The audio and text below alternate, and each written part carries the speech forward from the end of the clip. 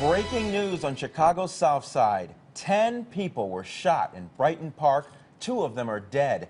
It happened near the site of a memorial for someone who was shot earlier in the day. Good evening, I'm Tamon Bradley. I'm Jackie Bang. Dana Rebick is live at Stroger Hospital with the latest. Dana. Well, Chicago police just wrapped up a press conference on the southwest side near the scene of this shooting. And as you mentioned, 10 victims. That is far more than we were initially told. At first, we heard there were 5 shots. So again, 10 people shot, 2 of them fatally at that scene, 1 man and 1 woman. Here is what a witness who lives nearby had to say about what she heard. 2 guys came out. They were wearing black masks. They stopped like at the end of the alley, and they came out with 2 big rifles and they started shooting up, and then they just ran back into the car and they left. Now, this happened at about 5:15 tonight, again at a memorial for another shooting victim near the intersection of West 46th Place and South Rockwell in Brighton Park. Police say a group of people were gathering around candles where a man was shot and killed at 4:30 this morning. The Cook County Medical Examiner's Office has identified that victim as Daniel Cardova.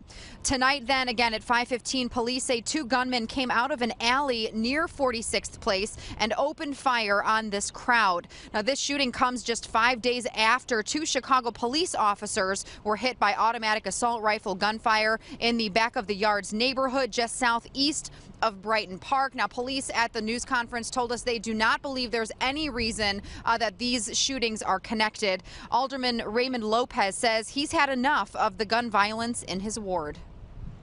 For the second time in a week, we're here tonight talking about assault weapons being used in our communities. Last week, we seen assault rifles used on police. Today, they're used on gang members in the Brighton Park community in broad daylight. The shooting victims were taken here to Stroger and also to Mount Sinai Hospital.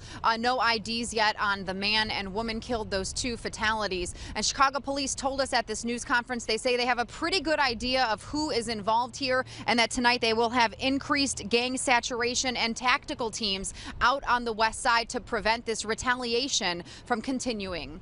Live at Stroger. This is the second time in less than a week that semi-automatic rifles have been used in a shooting, and the concern is growing in these neighborhoods where it's happening. Now, those victims, many of them brought here to Stroger Hospital to be treated. The Chicago Police Department very quick to say that this is a gang-related shooting, and they're also saying that the shooting was most likely in retaliation to another shooting that occurred early on Sunday morning.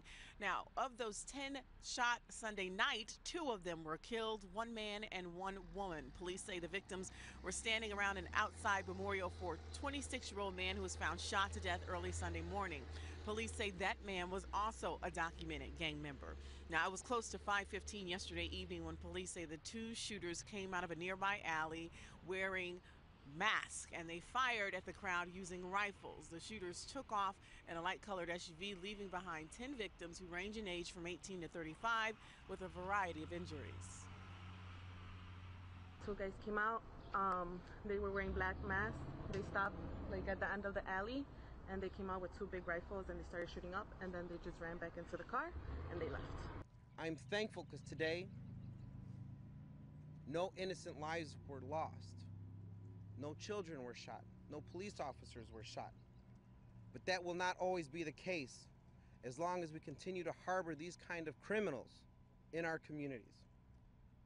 We must stand together to put an end to this nonsense in our neighborhoods.